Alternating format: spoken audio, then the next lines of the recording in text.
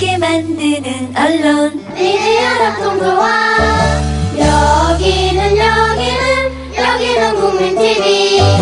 함께 만드는 언론 미디어 합동조합. 여기는 국민TV.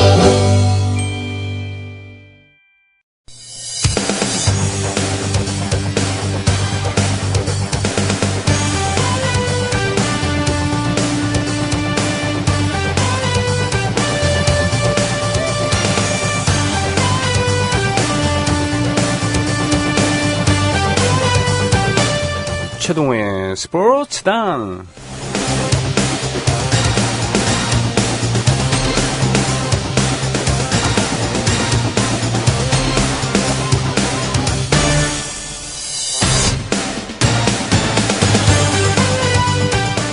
마크 스피츠라는 선수가 있었죠. 마크 스피츠.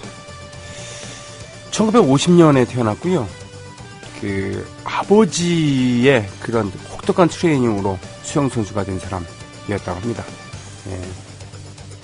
1968년 멕시코 올림픽 때 육관왕이 되겠다고 큰 소리 뻥뻥 치고 떠났지만 동료들과 함께 했었던 혼영에서 겨우 2개 금메달을 따고 초라하게 귀국을 했고요. 1972년 뮌헨 올림픽에서 와신 상담에서 전무후무한 7관왕이라는 대기록을 세웠죠. 그런 기록을 세운 선수는 그 이전에는 없었습니다. 그 후에도 오랜 시간 그런 기록을 세운 선수는 없었죠. 몬트리올을 기약을 하는 줄 알았더니 그 후로 연예계를 진출해서 가는 곳마다 화제를 뿌렸고 돈 버는 재주도 뛰어났대요. 유태인 출신이란 얘기가 있습니다. 그래서 돈을 잘 버는 거 아닌가 뭐 이런 거고 아직도 스포츠계에서 영향력을 행사하고 있다고 하고요. 자신이 후계자로 지목한 마이클 펠프스가 아테네에서 금메달을 따자 갑자기 시상자로 등장해서 금메달을 걸어주기로 했었고, 아테네 올림픽 앞두고선 테러 위험 때문에 미국이 불참할지도 모른다. 뭐 이런 얘기도 하고 있었다고 합니다. 수영 선수, 마크 스피츠 선수에 대한 그런 이야기죠.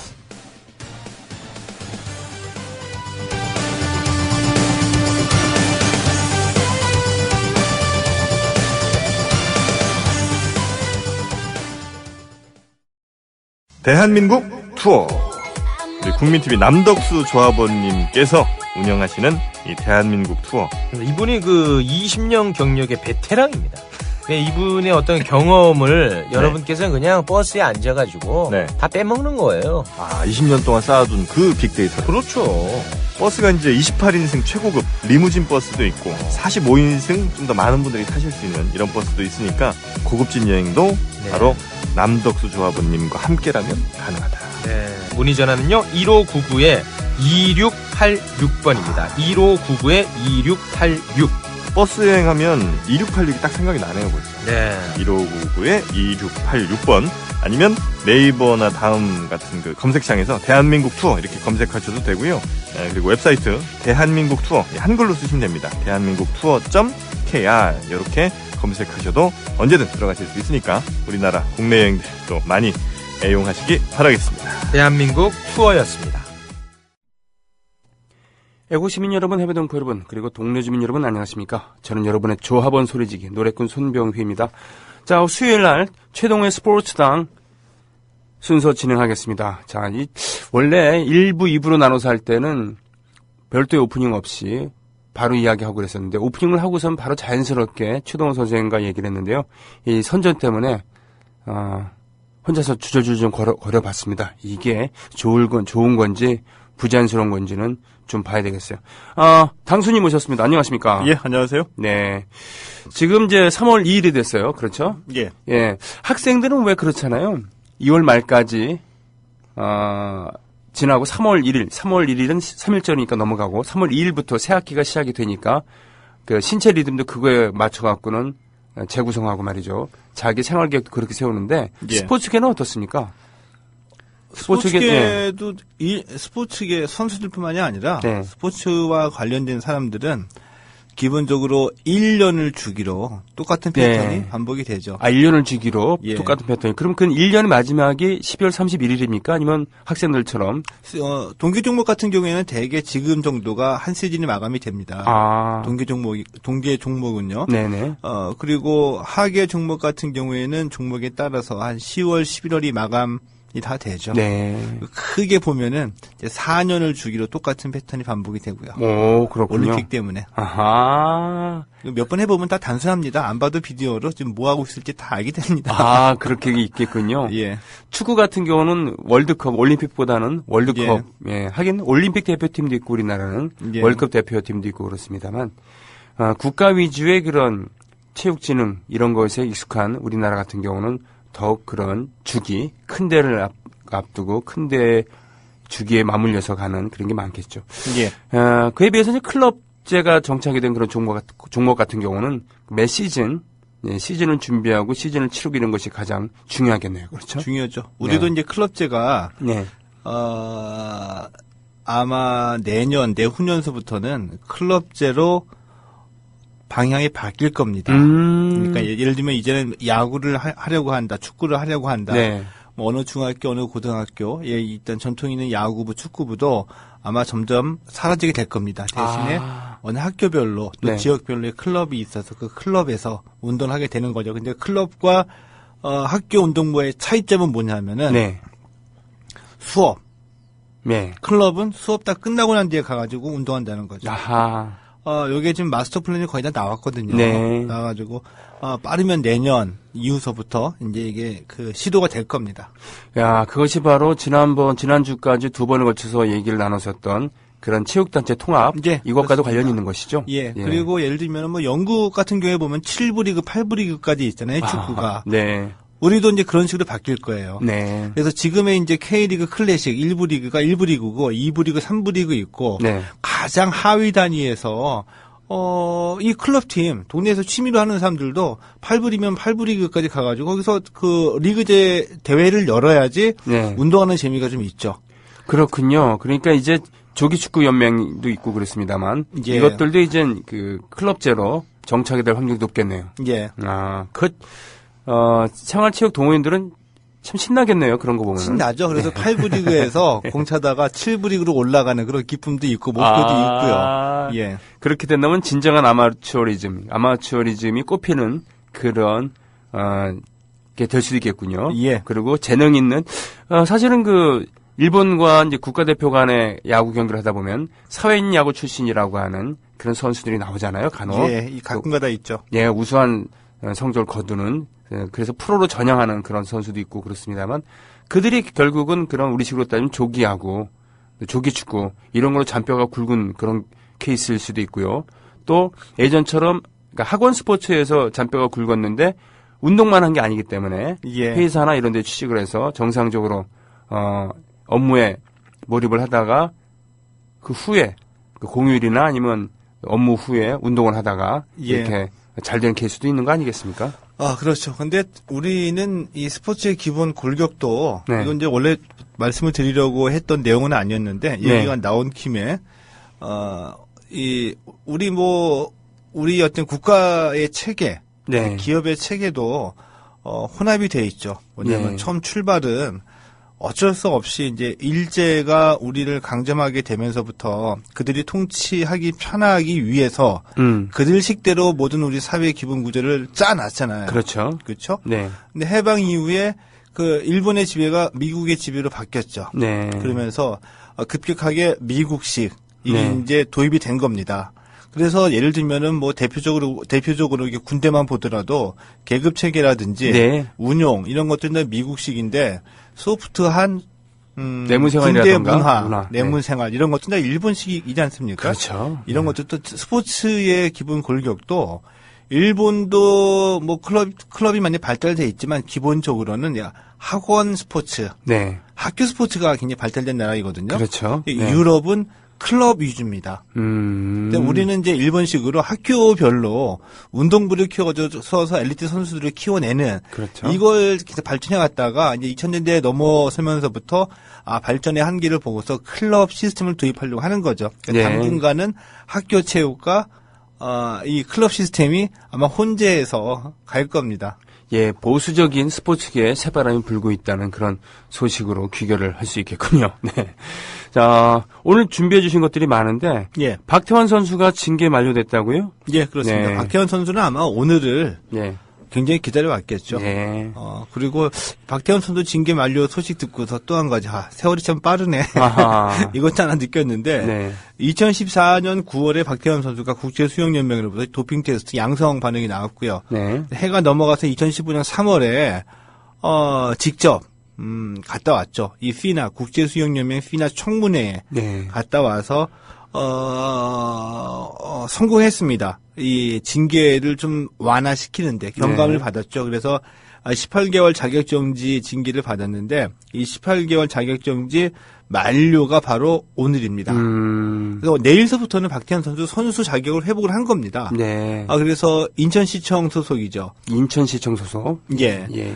그래서 대회도 출전할 수 있어요. 그래요? 예. 그러면은 국제 경기에도 이제 나갈 수 있다는 그런 얘기인가요? 단 국제 경기에는 못 나갑니다.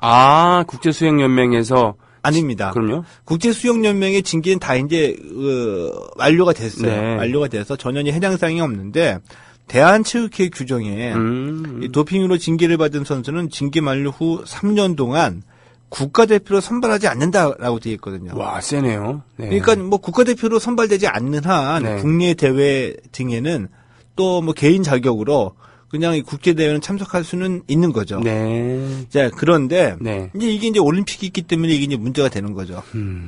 올림픽이 있기 때문에 문제가 된다. 예. 네. 2014년에 이 사건 터졌을 때도 분명히 박태환을 구제하려고 할 것이다. 우리 나름대로 예측을 많이 했었잖아요. 그렇죠. 예. 기본적인 저희의 입장은 특혜다. 특혜다. 예. 원칙을 지켜야지 된다. 네. 이제 이런 입장에 있었었는데 지난해 말에 이제 움직임이 조금 있었습니다. 네. 어떤 움직임이었었냐 하면은 대한체육회에서 이제 규정 개정 박태환 구제 방안을 논의를 시작을 한 거죠. 네. 그러다가 눈치를 봤어요. 네. 여론이 예상했던 것만큼 호의적이지 않은 거죠. 네. 그래서 계속 미뤄왔습니다. 그 네. 결정을. 예. 예. 근데 이들의 논리는 뭐냐면 너무 가혹하다. 너무 가혹하다. 제가 봤을 때 가혹하다라는 거는 박태환을 구제하기 위해 갖다 붙인 말도 안 되는 그렇죠. 한눈에 보기에도 너무 궁색한 네. 이유이고요. 네. 이중 처벌이다. 이건 약간의 그 법적 논리적인 것은 있습니다. 왜냐하면 피나 국제수영연맹으로부터 한 차례 선수 자격 정지 18개월을 받았잖아요. 네. 했는데도 또 국내법에 의해서 정확하게는 국내 대한체육회 규정이죠. 이 규정에 의해서 3년 동안 국가대표로 선발되지 않는 것은 이중처벌이다. 이중처벌이다. 예. 나름의 이제 합당한 그 근거는 됩니다. 네. 예, 근거는 되는데 우리 국민 정서로 봤을 때 과연 그럼 박태환 이전에 도핑 테스트로 징계를 받은 선수들이 있을 때는 뭐 가혹하다는 얘기 하지도 않고 그러게요. 이 규정의 이중처벌 얘기도 하지도 않다가 박태환이 등장하니까 바로 이 문제 때문에 규정 개정을 하려고 하는 거는 네. 본질적으로 봐가지고 박태환 올림픽 출전시키려고 하는 거 아니냐. 네. 이렇게 사람에 따라서 이렇게 원칙이 무너지고 이게 이 기준이 달라지면 되느냐. 이런 이제 좀 특혜에 반발하는 심리가 네. 국민 정서에 많이 있는 거죠. 그렇군요. 예. 뭐 그렇죠. 원칙이 바로 그 세워진 사회라고 한다면 더욱 특히 대중의 주목을 받는 사람이라고 한다면 그거에 더 엄격하면 엄격했지 봐주면 안 된다라는 것이 그 현대인의 상식 아니겠습니까? 예. 네. 그래서 근데 지난해 말까지 박태환을 좀 구제해 주려고 움직이는 건 당연히 체육계겠죠. 네. 체육계 또 수영계이겠죠. 그런데 지금 박태환 선수로서는 전혀 예상하지 못했던 상황이 벌어지고 있는 겁니다. 체육회가 나서서 해주던지 네. 아니면 수영연맹이 나서서 구제 움직임 기회를 열어줘야지 되는데 이 대한체육회는 현재 국민생활체육회하고 단체 통합 문제 때문에 내홍을 겪고 있거든요. 정신이 없고. 예. 거기다 수영연맹은 지금 비리 문제가 터져가지고 완전 쑥대밭이 됐습니다. 그렇죠. 예. 수영연맹이면 이 정도인데 뭐 거기서 누가 이 체육회 규정을 바꾸려고 누가 나서겠습니까? 네. 박태환 선수가 완전히 예상하지 못한 상태인데요. 그러니까 이런 상황이라고 한다면은 박태환 선수가 이제 그동안에 이제 개인 자격으로 개인 훈련을 해왔었잖아요. 네. 지금도 이제 훈련을 하고 있는데, 그나마 박태환 선수 본인이 올림픽에 신락 같은 희망을 걸어보려고 한다면, 네. 4월에 최종적으로 국가대표 2차 선발전이 있거든요. 네. 2차 선발전에 이제 출전을 해서 여기서 올림픽 메달에 근접한 기록을 보여주면 네. 국민 여론이 혹시라도 네. 동정적으로 바뀌지 않을까라는 시나리오를 또 제시하는 분들이 있습니다. 그렇군요. 사실은 박태환 선수의 나이도 이제는 적은 나이가 아닙니다. 예. 그렇죠? 어떻게 예. 보면은 제대로 된 그런 실력을 마지막으로 보여줄 수 있는 그런 무대이기도 할 텐데. 기회이죠. 예. 근데 저는 크게 이렇게 기대는 안 해요. 음흠. 이제 노민상 감독 밑에서 지금 훈련하고 있거든요. 네. 근데 그 주변에서 흘러나오는 얘기 보면은 기록 좋다라는 얘기도 나오고 그러는데. 네. 근데 이미 이제 박태환 선수는 베이징 올림픽이 정점이었었고요. 네. 런던 올림픽 때부터 하향세를 그렸고. 네. 이미 2013년 이때서부터는 인천 아시안 게임 때에도 일본 선수에게 그 주종목에서 메달을 빼앗겼었죠. 그렇죠. 금메달을. 네네. 기록상으로 봐가지고 저는 그렇게 큰 기대는 안 합니다. 네, 그렇군요. 국가대표라는 것은 굉장히 영예로운 일이지만 국가대표는 어떻게 보면 국가를 위해서 존재하는 국가가 선발하는 그런 것이지 한 개인에 끌려다니면서는 좀 곤란하지 않겠습니까? 아무리 그것이 박태환이고 김연아 하더라도 맞습니다. 말이죠. 네. 그 말씀이 맞고 그리고 박태환 선수 본인의 이제 욕심이나 명예 회복에 대한 어떤 그 욕구가 있으니까 그럴 수도 있겠지만 네. 주위에서 더 이걸 냉정하게 봐줘야 된다고 보거든요. 예를 네. 들어서 가정컨대 박태환 선수가 이제 억지로 애를 써가지고 네. 이 규정까지 바꿔가지고 리오 올림픽에 출전했다고 가정을 합니다. 네. 근데 거기서 현실상으로 봐가지고 메달 가능성이 없어요. 그래서 저조한 기록으로 처참하게 무너졌습니다. 네. 마지막 기회에서. 네. 그렇게 된다고 한다면 오히려 국민 여론이나 팬들의 어떤 그 반응이 더 차가워지지 않을까요? 오히려 지금은 당장 성과를 거둘 수 없다 하더라도 예. 후배 선수들에게 또 관심을 쏟아주고 키우고 원칙을 수용하고 네. 그리고 반성의 기미를 보이고 네네. 그러면서 이제 좋은 일 해나간다고 한다면은 네. 그동안에 거뒀던 성과로 인해서 그래도 이 상황에서는 아름답게 마무리를 할 수 있는 그게 최선의 길이라고 보거든요. 네네. 그게 이제 명예를 회복하는 길이거든요. 그러게요. 예. 박태환 선수 운동선수로는 지금 굉장히 나이가 많습니다만 인생으로 보면 정말 청년이잖아요. 그렇죠. 20대 중반의 청년이기 때문에 인생으로 보면 20대 중반의 나이인데 한 10대 정도의 경험밖에 못했다고 봐야 되죠. 오로지 그렇죠. 수영만 하고 갇혀서 예. 지냈으니까. 그러니까 이제는 수영을 통해서든지 아니면 다른 걸 통해서든지 다른 인생을 준비해야 될 그런 계제가 아니겠습니까? 근데 그 문제는 네. 이 박태환류의 이런 스타들 같은 경우에 네. 정말 우리가 인해장막이라고 있죠. 인의 장막. 예. 그 인해장막 속에 있어요. 아. 자기와 관계된 코칭 스태프, 관련자 팀, 가족, 친한 친구들, 또 그로 인해서 더 있는 운동하는 선수들, 플러스 알파는 뭐냐면 연예인. 네네, 연예인. 그런데 그들 중에서 진짜로 객관적으로 박태환을 위해서 얘기해 줄 수 있는 사람이 누가 있을까? 왜냐하면 코칭 스태프나 이 팀, 그리고 이들도, 가족들도, 연예인은 말할 것도 없고요. 연예인 같은 경우는 유명하니까 박태환이니까 한번 만나보고 싶은 거 그것밖에 더 있겠습니까? 얘가 네. 잘 되든 못 되든 그냥 내가 한번 만나보면 끝인데 그것밖에 없는데. 근데 이 관계되는 사람들은 그 이익관계에서 자유롭지 못하죠. 네. 그러니까 이게 마지막 기회. 저는 이제 냉정히 봐가지고 어렵다라고 얘기를 하는데 네. 이들은 마지막 기회에서 어떻게든지 한번 해야지 된다. 여기에 빠져 있다 보니까 냉정하게 보지를 못하는 거예요. 그렇군요. 예. 그래서 오히려 더 박태환 선수를 부추길 수도 있겠죠. 마지막 기회라도 한번 해보자. 네. 이렇게. 그것을 통해서 사실 박태환 선수의 선수 생명을 연장하는 것보다는 자신들의 이해관계를 연장시키려고 하는 그런 것도 있겠네요. 있죠. 네. 예. 자, 현명한 판단이 요구되는 시점이라고 생각을 하게 됩니다. 박태환 선수의 영광을 함께 지켜봤었던 그리고 흐뭇하게 바라봤던 사람으로서 박태환 선수가 선수 인생을 되도록이면 더 명예롭고 아름답게 마무리할 수 있게 됐으면 좋겠습니다. 예. 그래서 두 번째 소식 바로 연결되는 건데 수영연맹이 그야말로 쑥대밭이 되었습니다.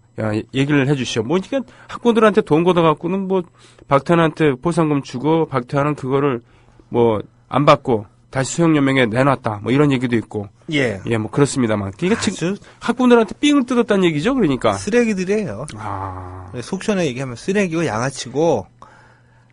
이제 이럴 수가 있습니까? 까도 네. 더 나오는 겁니다, 지금. 그렇군요. 의혹 제기가 계속 지금 줄줄이 있고 있거든요. 네.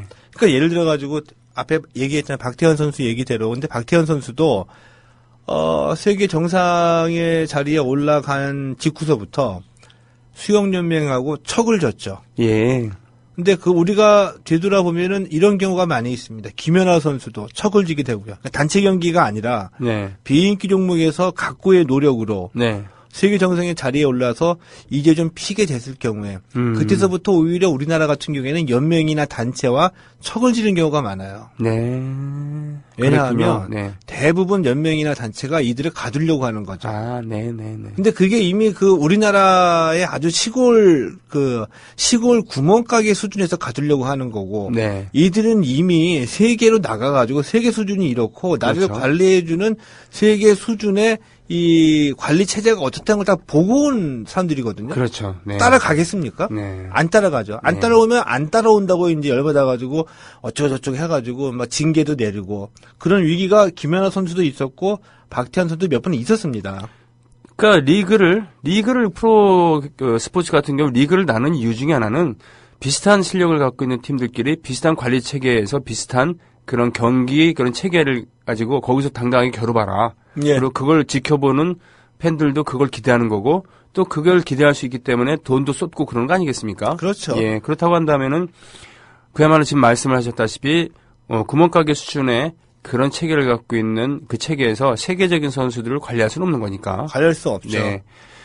그렇다고 한다면 정말 학부모들한테 삥을 뜯어서 박태환 선수에게 포상금을 주고 박태환 선수는 알았겠죠? 그랬으니까 그거를 수영연맹에 다시 주고 그런 거 아니겠습니까? 이제 여러 가지 부정부패 사례들이 있는데 네. 이제 말씀하신 그 부분, 네. 포상금 부분. 그것도 이제 원래 약속됐던 부분인데 네. 수영연맹이 궤심죄에 걸려가지고 이제 2년 동안이나 네. 지급되지 않았었거든요. 근데 그 궤심죄가 뭐냐면은 런던 올림픽 때 그때 이제 박태환 선수 경기가 다 끝났어요. 근데 올림픽 폐막 때까지는 일주일 정도 남아 있거든요. 네. 박태환은 자기 일정에 맞춰가지고 내가 먼저 돌아가겠다. 네. 근데 우리는 이 메달리스트들은 더군다나 박태환은 우리 선수단과 함께 네. 태극기랑 선수단기 앞세우고 우리 공항에 와서 그 환영 행사하는 거 있죠. 그 그림 만들어줘야 되는데. 예. 예. 그러니까 거기 무조건 있으라 이거예요. 그러니까 박태환 내 일정이 있으니까 나 맞추기 힘들어서 나는 빨리 가지 된다. 네. 그래서 박태환 선수가 조기에 들어왔거든요. 네. 이제 들어오고 난 이후에도 그 당시에도 이기흥 수영연맹의 회장이었었는데 네. 이제 그 양반이 사업이 있었거든요. 자기 이제 사적인 행사 겉으로는 이제 공적인 관계도 좀 있고 이런 행사에 박태환이 자꾸 부르는 겁니다. 네. 얼굴 마담 하라고. 그러니까 박태환 선수는 못 간다라고 했다가 그냥 완전 찍힌 거였었거든요. 내 돈 주고 내가 포상금 못 주겠다. 이게 나중에 이제 뽀록이 난 건데. 이전에 이제까지 얘기로는 이제 경찰 쪽으로 네. 이게 투서가 온 거예요. 아이고. 뭐냐면은 다른 선수들의 부모들이 각출해가지고 5천만 원 건네줬다. 네. 근데 박태환 선수는 그때 얘기로 기탁을 했다. 수영연맹에.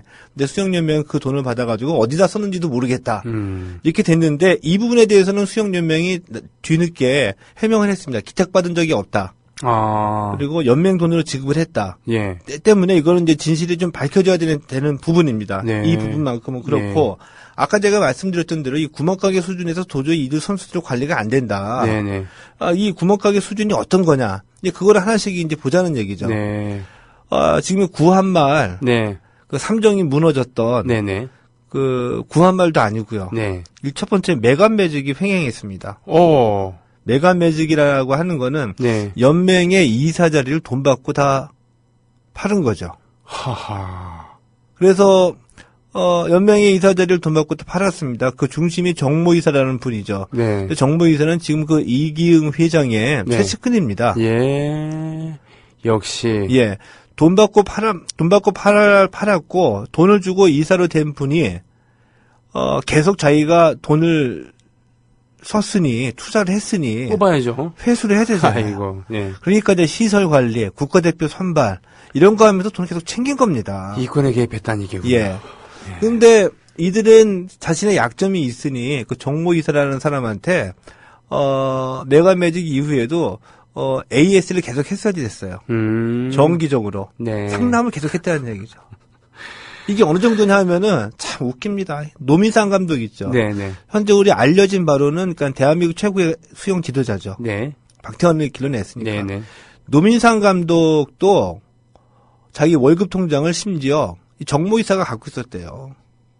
그게 말이 되는 겁니까? 노민상 감독 정도 되는 분, 그 양반도 이사거든요.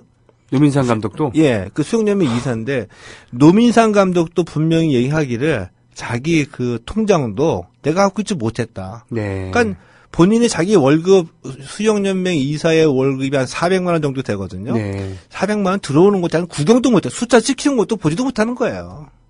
이 정도입니다. 이런 양아치가 짓이 어디 있습니까, 도대체? 그렇죠. 네. 근데 더 양아치 같고 또 얼마나 이게 잘못됐냐 하면은 이게 2007년도에 네.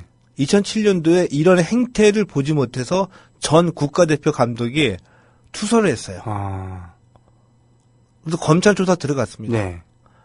근데 검찰 조사에서 이렇게 결론이 났어요. 그 지금 오늘 집은 그 이번에 그 구속이 된 정모이사와 관련해 가지고 일부 혐의 사실은 사실이나 네. 죄가 크지 않아서 그냥 집행유예 정도로 풀려난 거죠. 그래요? 예. 근데 그때 그 수사 받아가지고 최소한 검찰에서 일부 혐의는 사실로 입증이 되나. 네. 이 부분만 있어도 그 공적인 단체에서 물러나야 되는 거 아닙니까? 당연하죠. 근데 2007년 이후에도 지금 2016년이죠. 네. 9년 동안 해먹었던 겁니다. 자. 이게 말이 됩니까? 그랬군요. 근데 지금, 이제 당수님의 지금 표정이 어느 때와 달리 정말, 예. 열받죠. 예. 사실.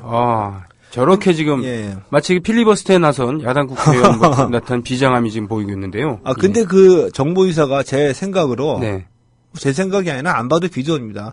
혼자서 그렇게 장기 집권하면서 부정부패 할 수 있습니까? 뭐 해먹으려고 해도 어차피 그 자기 돈이 아니라 연맹 돈이나 학부형들로부터 돈 얻어가지고 해먹어야지 되는데 그 소문 안 날까요? 누군가가 투수하고 누군가 연맹에서 얘기하는 거를 혼자 다 막을 수 있습니까? 못 막죠. 네. 그럼 어떻게 해야 됩니까? 자기랑 똑같은 자들을 다 앉혀야죠. 그랬군요. 연맹을. 네. 그러니까 즉, 그 협회를 사실 뭐 이렇게 된다 그러면 협회장부터 문제가 있는 거지만, 예, 당연히 문제가 있지만 서로 꿍짝꿍 하면서 협회 전체를 말아먹고 그것을 생계수단으로 삼는 그런 자들이 지금의 사태를 불러왔다라고 하면 되겠군요. 예. 그래서 뭐 자꾸 이제 이 수사를 받고 있다 보니까 네. 이제 의혹이 계속 터지고 있는 거죠. 제보가 계속 들어오고 있어요. 그래서 최근에 들어온 건 뭐냐 하면은 네. 예를 들면 이렇게 해먹었습니다. 그 YC라고 다이빙 분과의 시설관리위원이거든요. 네. 다이빙 선수를 그러니까 수영에서 이 다이빙 감독 출신입니다. 네. 미국에서 이제 다이빙 보드 있죠. 네. 발판으로 딛는 네네네. 거. 그게 한 개당 2,600달러. 그러니까 우리 돈으로 한 300만 원 정도 되는 거. 네. 수입해가지고 협회에다 파는 겁니다. 그 기가 많이 필요한가요? 필요하겠죠. 수영장 관리해야 되니까. 예. 근데 한 300만 원 주고서 미국에서 수입해가지고 협회에다가 파는데 네. 협회에다가 3,000만 원에 팔았습니다. 이런 개새끼들이 있나 진짜. 참 웃기죠. 예, 욕을 안 할 수가 없네요. 예. 이렇게 돌아가는데 근데 한 가지 더 말씀드리고 싶은 거는 근데 저는 예를 들어 가지고 수영연맹의 비리는 이 정도이고요. 네. 근데 우리가 그 돈을 건네는 분들 있죠. 네. 돈을 건네는 분들은 저는 피해자라고 보지는 않습니다. 무슨 반대급부를 얻었다는 건가요, 결국은? 반대급부가 있으니까 돈을 건넸겠죠. 네. 올해가 2016년에 올해에 이게 터진 거고요. 네. 그동안 9년 동안에 돈을 건네고 국가대표가 되고 이러면서 얻어간 분들 많이 있는데 이게 사건이 터지니까 이제 돈을 준 분들이 피해자라고 이제 코스프레를. 포장되는 경우도 네. 있긴 있는데 저는 피해자라고 생각하지는 않고요. 돈을 건넨 분들도 똑같이 엄중하게 처리를 받아야 된다고 보고요. 네. 이런 게 수영연맹뿐만이 아니라 분명히 제가 자신 있게 말씀드릴 수 있는 거는 비인기 종목 네. 그리고 국제 경쟁력이 없는 종목. 네. 그래서 이런 일 많이 있습니다. 왜냐하면은 협회나 연맹 입장에서는 어차피 해외 무대 나가서 국제대회 출전 해봤자 성적이 네. 안 나잖아요. 예, 예. 그럼 협회 입장에서는 누구를 보내도 마찬가지라는 얘기입니다. 그렇죠. 그렇군요. 거기다가 그러면은 메달도 못 따고 뭐 올림픽엔 출전도 못 하고 네. 조그만 국제대회에 나가가지고 거기서도 기록이 안 돼서 순위권 바뀐데 선수들은 왜 국가대표를 돈 주고 하려고 할까? 타이틀. 국가대표라는 타이틀이 필요한 거죠. 그래서 왜냐? 예. 그 선수 은퇴 이후에 네. 뭐라도 해보려고 하면 나중에 이들이 이네들 선배들이 이런 비리의 종합 세트로 해먹었던 거를 그 나이에 대해서 해먹으려고 하더라도 겉으로 보기에는 그래도 국가대표 출신이다. 예를 들면 네. 이런 거라도 있어야 된다는 얘기죠. 그렇군요. 아니면 뭐 어디 그 지도자로 나설 때도 마찬가지고요. 네. 그러니까 이렇게 돈 주고 하려고 하는 겁니다. 그랬군요. 예. 그러니까 결국은 지금 이것도 역시 투자의 일환이라는 거군요. 그렇죠. 네. 그리고 그래요. 비인기 종목이라는 그리고 메달 가능성이 없는 그런 취약 종목에서 오히려 이런 그 말도 안 되는 짓거리들이 있는 것은 다 이것도 역시 이해관계가 잘못된 철학에 기반한 이해관계가 얽혀있기 때문이다. 그리고 뒤지면 이렇게 나오는데요. 네. 그 2007년에 네네. 이 전 국가대표 감독이 내부 고발해가지고 네. 수사했던 검찰. 네. 그때 검찰은 뭐였을까요, 도대체? 대한민국 검찰, 이 수영연맹, 이 체육단체들이 무슨 예를 들면은 분식 회계를 하겠습니까? 모르겠습니까? 다 이분들이 실력이 얼마나 되겠어요? 치밀하게 하지도 못했을 텐데. 조금만 들여다보면 다 알 수 있을 텐데. 네. 그때 풀어준 그 검찰. 네. 어떤 검찰입니까? 예, 지금, 마치 감사원에서 나오시는 듯한 그런 표정으로. 예. 예. 하여튼 당수님 같은 경우는 지금 이런 얘기들을 공중파 방송이나 이런 데서 이렇게 구체적으로 얘기할 수는 없을 거 아닙니까? 힘들죠. 예. 지금 이런 걸 얘기할 수 없다는 것 자체가 웃긴 거 아니겠습니까? 예. 스포츠는 정정당당해야 되는. 예. 오히려 연예계라 그렇다 그러면은 그럴 수 있다. 라고 인정을 해야 되는데 오히려 연예계에서 이런 일이 생기거나 그렇다 그러면은 죄송하다 그러고 공인으로서 죄송하다 그러고 사과하고 은퇴까지도 하는 그런 판국인데 정정당당을 덕목 중 하나로 갖고 있는 스포츠계에 이런 일들이 끊이지 않고 있다는 것. 그래서 그 내부 고발했던 분이 있죠. 네. 국가대표 감독 출신인데 어떻게 됐겠습니까? 영구 제명당했습니다. 이거 내부 고발했다고. 참나. 알겠습니다. 우울한 얘기 하나 더 해야 되겠네요. 예, 우울한 얘기인데 예. 비슷한 얘기라서 이거 잇따라서 하려고 하거든요. 예, 사실은 인기가 참 많았던. 예.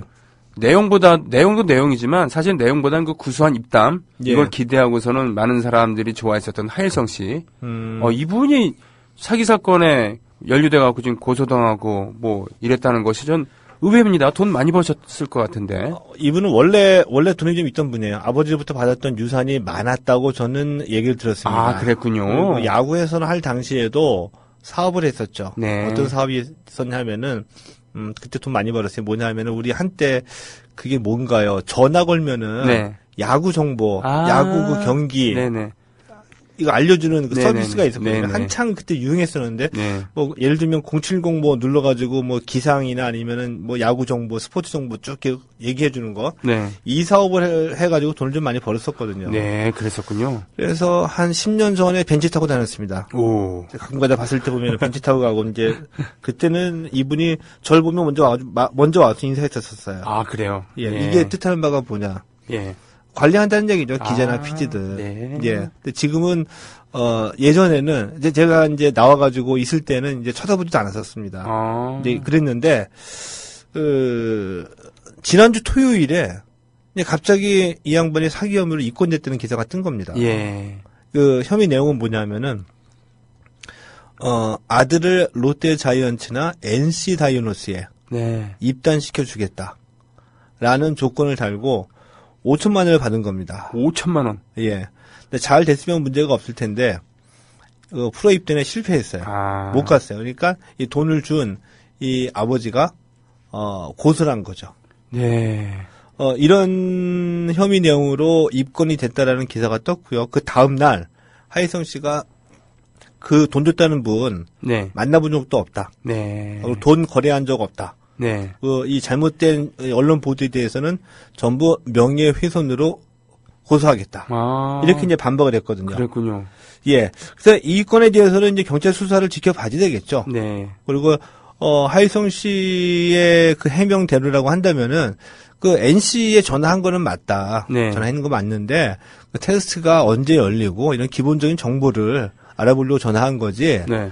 그 압력 행사 이런 건 아니었었다. 이렇게 해명이 되고 있고요. 네. 근데 이와 비슷한 시기에 광주지방검찰청이 이 대학축구연맹의 전무를 구속했습니다. 네. 축구연맹이요? 예. 네. 대학축구연맹에서. 네. 대학축구연맹 전무를 구속했는데 그 비슷한 혐의예요. 그 지난해 광주 유니버시아드 대회가 열렸었죠. 네. 이 광주 유니버시아드 대표팀으로 뽑아주겠다라고 해서 3,200만 원을 받은 혐의입니다. 아하. 그런데 이 말씀을 왜 드리냐면은 이런 일들이 좀 많이 벌어지고 있어요. 네. 그 뭐냐면은 프로 구단에서 돈 받고 선수 뽑아준다. 이거 상상하기 힘들죠. 그러게 말이에요. 프로는 그야말로 실력인데. 네. 성적을 내야지 되는데. 네. 근데 그런 일들이 벌어지고 있습니다. 근데 프로에서 벌어지는 일들은 우리가 흔히 얘기하는 프로축구 얘기인데요. 프로축구의 기업 구단이 아니라 시도민 구단. 그러니까 시민 구단과 도민 구단. 네. 예. 그 왜 이러느냐? 왜 이러느냐 하면은 시민 구단과 도민 구단은 그 운영 주체가 네. 지자체죠. 그러니까 정치적인 영향을 안 받을 수가 없다는 얘기입니다. 그랬구나. 지역 유력 인사들의 청탁을 많이 받는다는 얘기입니다. 이것을 제가 뭐 팀 이름이나 이것도 구체적으로 거론하기는 힘들지만 대부분 제가 만나봤던 이 시도민 구단 대표 출신 인사들 네. 그 팀에서 나오고 난 뒤에 네. 만나서 얘기 보면 100이면 100 전부 다 가장 고민스러웠던 게 선수 청탁이었었다. 아이고. 이렇게 얘기를 합니다. 왜냐하면은 이 구단 대표로 갔으니 이들도 이제 전문가라고 해서 이제 갔으니 성적을 내고 싶고 또 내야지 되잖아요. 네. 성적 내려면 좋은 선수를 데리고 와야죠. 예. 근데 좋은 선수 뽑아서 잘 한번 해보고 싶은데 네.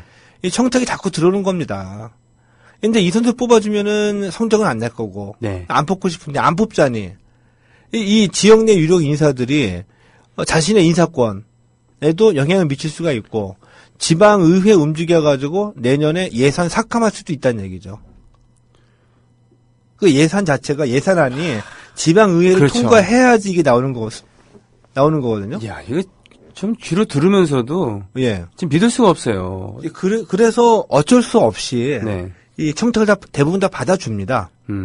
왜냐면 자기 목도 날아가게 생겼으니 네. 이 청탁 받아주니까 실력 없는 선수들이 들어오죠. 그러니까 팀 전력이 안 되니까 성적이 나빠지죠. 성적이 나빠지면 그 다음 해에 또 그 의회에 성적 나쁘다고 예산 깎죠. 예산 깎으니까 돈이 없으니까 좋은 선수 못 데리고 오죠. 이런 악순환이 계속 반복이 되는 겁니다. 이게 시도민 구단의 그러한 그 아픔이라는 얘기군요. 예. 참 정치는 정치고 스포츠는 스포츠입니다. 이 단순한 진리를 왜 어기는지. 한 300-400년 전의 얘기를 하는 것 같은데, 그 네. 정도 시대적 상황을 얘기하는 것 같은데, 지금 이게 벌어지고 있는 일이거든요. 그렇군요. 이런 일의 근본적인 이유는 뭐냐? 네. 뻔하죠. 우리 모두가 다 알고 있어요. 다 알고 있으면서도 해결을 아직까지 못하는 건데, 못하는 건지 안 하는 건지, 그냥 자치단체장이 정신 차리면 됩니다. 그렇군요. 그렇죠. 역시. 자치단체장이 선거 캠프에서 나 도와줬던 사람 그냥 대표로 보내지 말고, 전문성 봐서 제대로 된 사람 뽑고, 네. 그리고 그 이후에는 전혀 이 시도민 구단 운영에 간섭을 하지 말아야죠. 말아야 된다. 예. 근데요, 할성 씨 같은 경우는 그렇게 돈이 많은데, 왜 이런 자질구레한 일을 엮였을까요? 본인이 갖고 있는 강남 지역의 빌딩을 네. 사기를 당해서, 날려버렸다고 합니다. 아니, 사기를 당할 사람처럼 보이지는 않았잖아요, 최소한, 이분은. 예를 들면 제 직업이 기자이다 보니, 예. 기자들 똑똑해 보이잖아요. 예. 많이 아는 것 같고. 예. 그 일로는 많이 알아요. 자기 그 취재면인데 생활에서의 문제. 기자들도 사기 많이 당합니다. 아니 기자는 그렇다고 치고 하일성 씨 같은 경우는 예. 생활인으로서도 헛똑똑이죠. 왠지 잘할 것 같은 그런 느낌이었는데. 예. 근데 민년도 있게 발전 찍힌다고 이렇게 예를 들면 매사에 철두철미하고 일은 잘하는 사람인데 정작 본인과 관련된 일에서 아이고. 그런 경우를 당하는 분들도 의외로 많이 있죠. 안 됐네요. 예. 사실 뭐 이분이 그래요. 뭐 스포츠 해설하시 뭐 해설만 잘하면 됐지. 뭐가 필요할까만은 이제 뭐 약간 뭐 스포츠 사적으로 본다고 한다면은 야구 해설의 신기원 네. 인기를 누렸던 분인데 이분 혼자만 있었다고 한다면 아마 그렇게 인기를 못 누렸을지라고 봅니다. 뭐 최동원, 손동열처럼 예, 맞아요. 하일성, 허구연이 있었죠. 허구연 해설위원과 하일성 해설위원은 정말 스타일이 달랐어요. 진짜 다르죠. 예. 그 시대로 가서 생각을 해보면 네. 지금은 좀 먹히지 않은 스타일. 그러니까 이 하일성의 해설은 지금은 먹히지 않는데 그 당시로서는 구수하고 입담이었고 썰이었고. 그렇죠. 예를 들면 그거였잖아요. 허구연 해설위원 같은 건 이 선수의 특징은 어떻게 그렇고 막 이렇게 막 얘기를 한다 그러면 하일성 씨 같은 경우는 경기 시작되기 전에 만나갖고 얘기를 해봤는데 하면서 이렇게 풀어나가는 그런 그에 비해서 이제 허구연의 해설은 좀 데이터적이었었고 네, 그리고 좀 새로운 바람이 느끼고 이 사례로 미국 얘기를 많이 했기 때문에 확 이제 스마트한 느낌이 드는 그런 해설이었었죠. 그렇군요. 그래요. 뭐 어떡하겠습니까. 오늘 우울한 얘기들만 세 가지를 했는데 어떡할래요. 지금 얘기는 남았고 시간은 짧고 노래는 준비했는데 김현수 선수 얘기를 좀 해보죠. 그럴까요? 예. 그럼요. 일단은 오신 분들 소개를 한번 하겠습니다. 예. 바보은주 김은주님, 손쌤과 최당수님의 스포츠당 함께합니다. 로니님, 손쌤 반갑습니다. 스포츠당 최동원님도 반갑고요. 대당구님, 스포츠당 첫 출첵.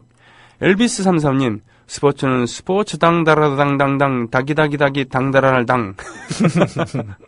직장인 와이로님, 간만에 출첵하셨습니다. 와이로님이 직장에 취직하신 모양이군요. 예. 은당님 잘 듣겠습니다라고 하셨습니다. 당스포츠님은 이분은 처음 보는 분인데 하일성 아저씨는 공부 안 해요. 라고 단언을 하셨어요. 자, 의미심장한 웃음을 지어주고 계시는 우리 당수님. 네. 자, 김현수 선수가 좀, 3타수 무안타라는 얘기를 들은 것 같습니다만. 이제 바로 이제 그 얘기입니다. 네. 어제 메이저리그 시범 경기에서 처음으로 출전했습니다. 네. 모두들 이제 관심을 갖고 주목을 했죠. 네. 그 애틀란타 브레이브스하고의 이 시범 경기였었거든요. 5번 타자 좌익수로 출전했습니다. 네. 5번 타자 정도일 거다라고 예상도 했고요. 좌익수로도 아마 계속 갈 겁니다. 5번 타자하고 좌익수다. 그러면 상당히 그 비중 높은. 그렇죠. 네. 예. 근데 이 시범 경기 처음 출전해서 3타수 무안타를 기록했거든요. 네. 이제 첫 타석에서는 이제 좌익수 뜬공, 네. 그리고 두 번째 타석에서 1루 땅볼, 세 번째 타석에도 중견수 뜬공. 네. 그러니까 이걸로만 보면은 잘 맞았던 공은 없었던 겁니다. 네. 예.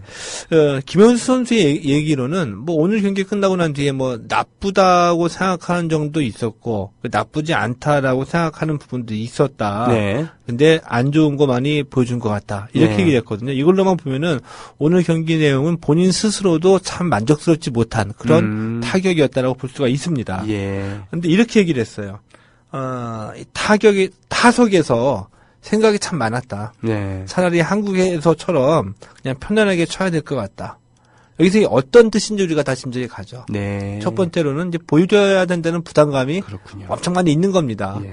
보여줘야 되기 때문에 잘해야지 되는데 어떻게 하면 잘할 수 있을까? 메이저리그 투수들은 어떤 공을 어떻게 던질까? 이런 경우의 수를 수없이 생각하면서 타석에까지 들어가서도 생각한다는 거죠. 그렇군요. 한 구가 끝날 때마다.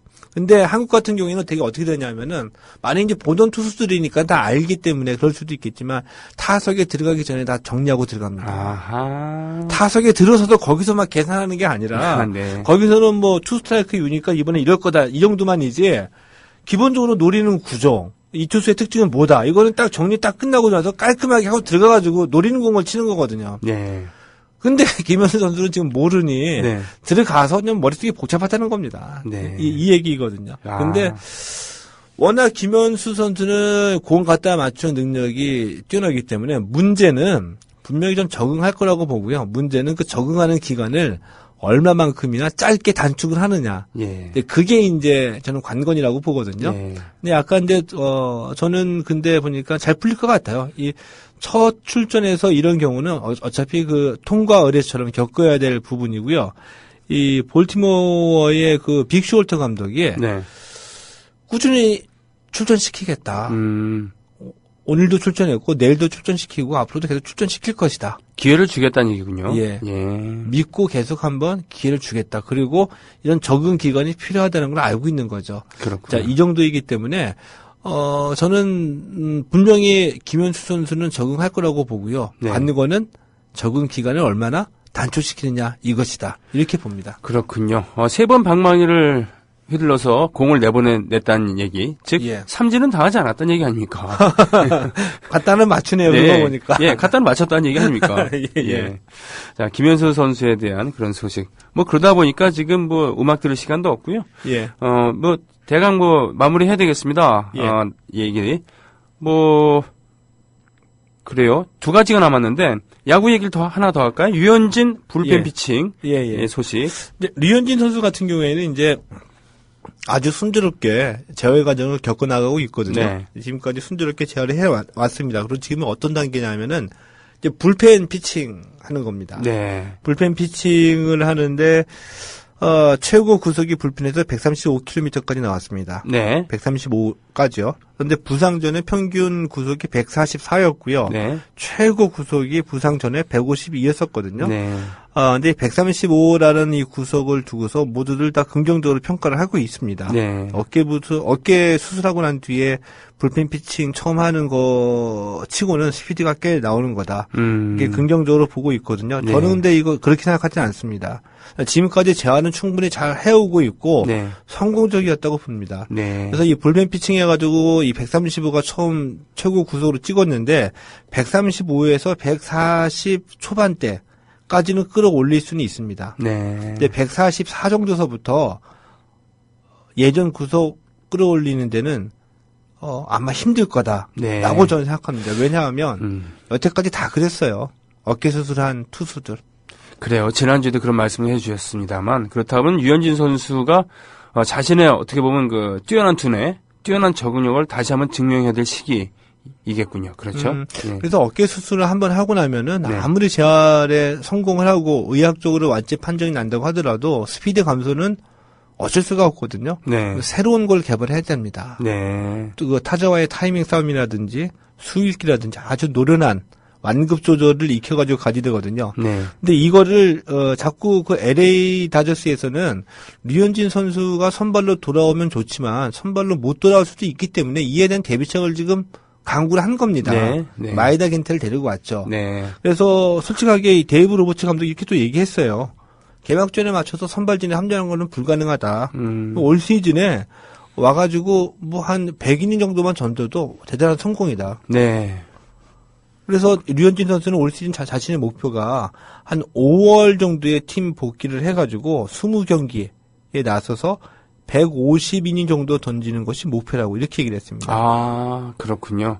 쓸데없는 그런 기대를 갖게 하지 않는, 그리고 본인도 무리를 하지 않겠다는 그런 이야기일 수도 있고요. 예. 네, 류현진 선수의 지금 자세는 굉장히 좋다고 봐요. 뭐냐면 빨리 복귀해 다시 보여줘야 된다. 이렇게 성급한 마음이 없고요. 팀에서도 충분히 기다리겠다라는 신호를 계속 주고 있기 때문에 하나하나씩 정확하게 밟고 가겠다. 이런 자세거든요. 좋습니다. 이런 거는 굉장히 좋다라고 봅니다. 그러나 어깨 수술 자체가 워낙 치명적이어서 부상 전의 모습 100% 보여주는 거는 저는 솔직히 거의 불가능이라고 봅니다. 다행히 세계 최고의 재활 시스템을 갖고 있는 미국 메이저리그에서 예. 게다가 명문구단 다저스의 관리를 받고 있으니까 그건 좀 밝은 전망이겠군요. 예. 직장인 와이로님, 작년 시범 경기 초반에 강정호 선수도 삼진 많이 당했어요. 시범 경기면 공 많이 보면서 투수락 이후에 방망이 나가는 것도 좋을 듯이요. 라고 조언을 해주셨고, 바보원주 김은주님은 공을 보면서 생각이 많아진다니 축구 공략을? 라고 하셨고요. 예, 비리천국 대한민국 스포츠계에도 만연하니 참 아프네요. 라고 또 의견 달아주셨고, 호이님, 따사로운 햇살과 약간 쌀쌀한 바람이 부는 광주에서 출첵합니다. 최동호님, 손병희쌤, 반갑습니다. 하셨습니다. 오늘 마지막 소식으로요, 짧게나마, 아시아 챔피언스 리그 축구 얘기 좀 해주시죠. 예. 아시아 챔피언스 리그가 이제 막을 올렸거든요. 네. 그래서 지난주에는 포인트는 우리가, 그겁니다. 예. 뭐냐면 우리 전북현대가 뭐 K리그 최강의 팀이죠. 네. 그런데도 선수를 지난 시즌 끝나고 난 뒤에 계속 보강을 했습니다. 왜? 챔피언스 리그에서 우승 한번 해보겠다고. 예. 왜 이렇게, 그럼 K리그도 경쟁적인데 이렇게 보강을 해야 되느냐? 왜?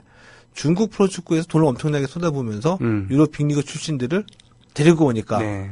중국 팀을 꺾어야지 된다. 꺾기 위해서 선수 보강이 필요하다. 이제 그거였었거든요. 네. 그래서 이제 두 가지 정도의 궁금증이 생긴 겁니다. 그러면 중국 프로축구는 과연 이번에 그 겨울 이적 시장에서 전 세계에서 가장 돈을 많이 썼다고 하는데 네. 그렇게 돈 쓰고 선수를 데리고 오면은 얼마큼 잘할까? 그런 중국 프로축구를 맞상대해서 전북 현대는 어느 정도 통할까? 네. 이게 이제 관심거리거든요. 네. 근데 어제 그 조별리그에서 전북 현대하고 장수 순닝이라는 팀이 맞붙은 겁니다. 중국 팀이요? 예, 네. 2대3으로 패했습니다. 2대3으로 패했어요. 예, 장수 순닝이 많이 알려졌죠. 네. 하미레스 선수 하고 이 타이에라, 네. 테세이라 이 네. 두 명을 데리고 오는 데만 이적료만 1,100억 원을 쓴 구단이거든요. 네. 근데 공격력이랑 이런 것들은 한번 해볼만 했는데 저는 뭐 보완책을 찾으면 해결할 수 있다고 봅니다. 네. 이 전북이 어제 경기에서도 닭공이었었거든요. 닭공은 좋은데 네. 수비에 허점이 너무 많아요. 아. 왜냐하면은 가장 큰 공백이 지난해 그 중앙 수비를 맡던 김기희 선수가 네. 지난 시즌 끝나고 상하이 선화로 이적했거든요. 네. 그 공백을 아직까지는 좀 메꾸지 못하고 있습니다. 전북 현대가 닭공도 좋다. 그리고 공격진의 능력은 충분히 해볼만 한데 네. 수비에 대한 보완책을 좀 찾아야지 된다. 네. 이 말씀을 좀 드리고 싶습니다. 그렇군요. 그렇다고 한다면 그 2대3으로 패했는데 지금 남은 경기에 맞춰갖고서는 재빨리 전력을 끌어올려갖고 예. 좀 모처럼 챔피언스 리그를 그런 야심차게 준비한 그런 전북이 좋은 결과를 좀 냈으면 좋겠습니다. 오늘 이렇게 해서 최동의 스포츠당 쉬지도 않고 달려왔습니다. 정말 고맙습니다. 예, 경무에 시달리셨어요. 자, 오늘 마지막 곡으로는요. 예. 제가 안치환의 개새끼들을 선곡했습니다. 예. 마음에 드십니까? 예, 저 시원합니다. 네, 좋습니다. 오늘도 수고 많이 하셨고요. 다음 주에 뵙겠습니다. 예, 고맙습니다. 오늘 댓글로 참여해주신 조합원 여러분들 고맙습니다. 안치환의 개새끼들 들으면서 오늘 방송 마치겠습니다. 넌 개새끼야.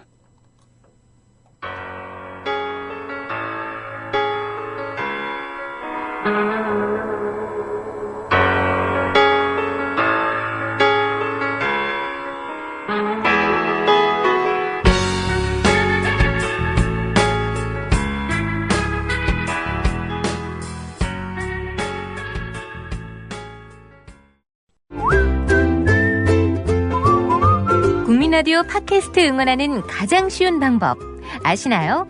다운로드하기, 별점 주기, 댓글 달기, 구독하기. 국민라디오 팟캐스트 널리 알리는 가장 쉬운 방법. 다운로드하기, 별점 주기, 댓글 달기, 구독하기. 기억하세요. 다운로드하기, 별점 주기, 댓글 달기, 구독하기.